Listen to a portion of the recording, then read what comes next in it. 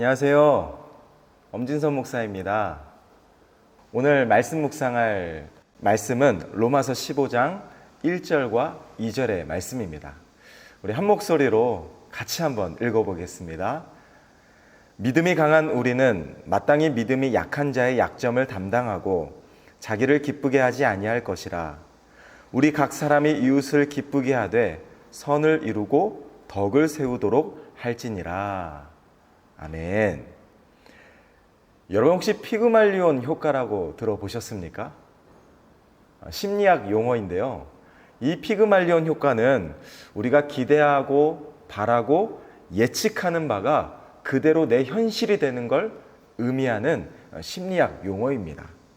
그래서 우리가 정말 간절히 원하고 바라고 또 그 꿈을 수없이 말로 표현하고 생각으로 되새기면 우리는 그 꿈을 향해 자연스럽게 그 꿈을 이루어간다. 이게 바로 피그말리온이라는 심리학 용어입니다. 근데 제가 알아보니까 이 피그말리온 효과는요, 사실 그리스 신화에 나오는 이야기더라고요. 그리스 신화에 나오는 키프로스의 조각가 이 피그말리온이라는 사람이 성적으로 그 당시 문란한 여자들에 대하여 혐오감을 느껴서 정말 가장 이상적인 여자가 어떤 사람일까 조각가답게 여인상을 조각하기 시작합니다. 그런데 아니다 다를까 너무 완벽하게 조각을 한 나머지 그 여인상을 보고 사랑에 빠져버린 거예요. 얼마나 그 여인상을 사랑했는지 정말 하루하루 그 여인상 조각상을 바라보며 정말 생활을 하기 힘들 정도로 사랑에 푹 빠졌습니다. 그런데 재밌게도 사랑의 여신 아프로디테가 이 피그말리온의 그 사랑에 감동을 받아서 그 조각상을 생명을 불어넣어 사람이 되게 하고 결국 이 피그말리온이 그토록 사랑하고 원하고 꿈꿔왔던 그 조각상과의 결혼생활, 사랑을 새롭게 시작했다. 이게 바로 피그말리온, 그리스 신화에 나오는 이야기입니다. 이처럼 우리의 꿈에 긍정과 믿음이 더해지면 반드시 우리의 현실이 됩니다. 왜냐하면 우리는 믿음의 사람들이거든요. 근데 반면에 스티그마 효과라고 혹시 들어보신 적이 있나요? 이게 일명 낙인 효과라고 하는데요. 이 스티그마는 어떤 뜻인가? 빨갛게 달군 인두를 가축의 몸에 쾅 찍어서 이 가축은 내 것이다. 이 소유권을 표시하는 낙인을 의미합니다. 그러니까 이 스티그마 효과 심리학 용어인데요. 이 용어의 의미가 무엇인가? 사람이 부정적으로 낙인을 찍히면 실제로 그 사람은 점점 더 나쁜 행태를 취하게 되고 그리고 사람들이 그 대상에 대해 부정적 인식을 갖게 되면 그 부정적인 인식이 계속해서 날로 커지는 현상이 스티그마 효과라고 말합니다. 전 이걸 깨달았어요. 긍정은 긍정을 낳고 부정은 더 큰 부정을 낳는다. 믿음은 더 큰 믿음을 낳고 불신은 더 큰 불신을 낳는다. 피그말리온 효과와 스티그마 효과를 선택할 몫은 사실 우리들에게 달려 있습니다. 사랑하는 꿈의 가족 여러분, 냄새도요, 어떤 건 향기가 될 수 있고 어떤 건 악취가 될 수가 있습니다. 언어도요, 내가 긍정의 언어를 할 수가 있고 부정의 언어를 할 수가 있습니다. 생명의 언어를 사용할 수도 있고 죽음의 언어를 사용할 수도 있습니다. 관계도 마찬가지예요. 내가 다른 누군가를 충전시켜주는 생명의 사람이 될 수도 있고 다른 사람의 힘을 쫙 빼게 만드는 방전시키는 사람이 될 수도 있습니다.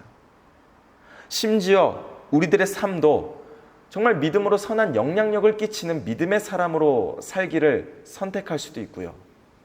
내가 가는 곳마다 문제를 일으키고 사람들을 힘들게 하는 악한 영향력을 끼치는 악한 사람으로 선택할 수도 있습니다. 결국 우리가 무엇을 선택하느냐에 따라 우리의 인생과 우리의 행동과 우리의 생각과 우리의 말이 달라집니다.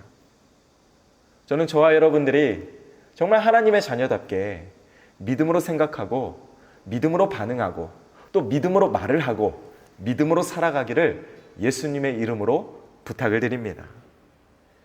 오늘 본문에 보면 바울은 우리 교회 공동체 안에서 정말 믿음이 강한 사람과 또 그 믿음이 강한 사람이 믿음이 조금 약한 사람에게 어떻게 대하고 어떻게 섬겨야 될지를 바울이 잘 말해주고 있습니다. 우리가 읽었던 1절과 2절의 내용을 보면 압축해서 제가 설명드릴게요. 믿음이 강한 사람, 소위 성숙한 사람은요, 믿음이 자신보다 약한 사람, 조금 덜 성숙한 사람의 약점을 감싸줘야 됩니다. 그 사람을 이해하고 그 사람을 품고 배려하고 사랑하기를 힘써야 합니다. 근데 많은 사람들이 내가 성숙하다고, 내가 뭔가 더 인정받는다고 갑질합니다. 나의 기쁨을 추구하기 위해 상대가 아프건 상처받건 실망하건 신경 쓰지 않습니다. 근데 바울은 믿음이 강하고 성숙한 사람일수록 다른 지체를 사랑하고 섬기되 나의 기쁨이 아닌 상대가 기쁘게 하기 위하여 애쓰라고 말하고 있습니다. 그래서 2절에 보면 바울은 이렇게 권면합니다. 이웃을 기쁘게 해서 선을 이루고 덕을 세우라고. 우리는 이웃을 기쁘게 해야 됩니다. 내가 사랑하는 가족들을 기쁘게 해야 되고, 내 직장 동료들을 기쁘게 해야 되고, 심지어 교회 공동체 안에 다른 지체들을 기쁘게 하기 위하여, 또 더 나아가 우리의 궁극적인 목적, 하나님을 기쁘시게 하기 위하여 우리는 최선을 다해 애써야 됩니다. 근데 저는 말씀을 묵상하다가 이 한 가지를 깨달았어요. 정말 내 주변 사람들을 기쁘게 하고 하나님을 기쁘시게 하려면 우리에게 가장 필요한 딱 한 가지가 있습니다. 그건 뭐냐면 아주 심플하지만 사랑입니다. 상대를 사랑하면 상대는 우리의 진심 어린 마음을 알게 되고 그 사랑의 마음 때문에 기뻐합니다. 하나님도 똑같아요. 솔직히 성숙한 사람이 된다는 건 많은 희생과 손해가 필요합니다. 그래서 이규현 목사님이 나는 상처를 축복이라 부르기로 했다라는 책을 보면 이런 말을 했습니다. 사랑한다는 것은 상처를 받기로 작정한 것과 같다. 상처받지 않고 사랑하는 길은 없다. 사랑하다 상처받는 것보다 사랑하지 않아서 생긴 상처가 더 치명적이다. 사랑이 깊을수록 상처도 깊다. 저는 이 말에 깊이 공감합니다. 사랑과 섬김이 크면 클수록 상처도, 아픔도, 때론 희생도 커지는 법입니다. 저는 오늘 말씀 끝자락에 이 질문을 던지고 싶습니다. 여러분 정말 믿음이 강한 사람이 되고 싶으십니까? 가정을 살리고 직장을 살리고 교회를 살리고 여러분의 인생과 여러분의 자녀와 여러분이 살아가는 모든 삶의 순간순간들을 살려내는 성숙한 믿음의 사람이 정말 되고 싶으신가요? 그러면 사랑하는 사람이 되어주세요. 근데 사랑은 아픔 없이 하는 사랑은 없습니다. 상처받기로 작정하고 때론 실망하기로 작정하고 때로는 이 가슴이 후벼 파여지는 배신감과 괴로움과 아픔을 겪게 될 그 각오를 작정하면서까지 저는 여러분의 인생과 여러분의 자녀와 또 교회와 여러분의 삶 자체를 사랑하는 성숙한 믿음의 사람들이 되시기를 예수님의 이름으로 축원합니다. 기도하겠습니다. 사랑의 아버지 하나님, 오늘 이 아침에 이 찬란한 햇빛처럼 우리들의 인생이 밝고 빛나고 정말 사랑과 기쁨과 행복이 넘치는 복된 하루가 되게 하여 주시옵소서. 때로 인생을 살다 보면 남들은 너무 기쁘고 행복한데 내 삶은 왜 이렇게 힘들고 지친가? 대체 나는 무엇을 위해 살아야 되는가? 참 원망할 때가 많습니다. 그러나 우리가 끝까지 믿음 잃지 않고 하나님을 사랑하고 내 이웃을 사랑하고 내 가정을 사랑하며 섬기는 믿음이 강한 성숙한 사람들이 되게 하여 주시옵소서. 감사드리며 예수 그리스도의 이름으로 간절히 기도합니다. 아멘.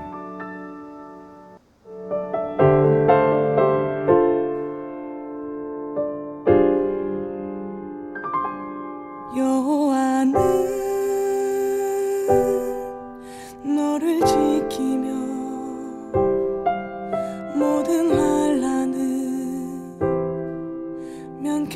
사실이 여호와는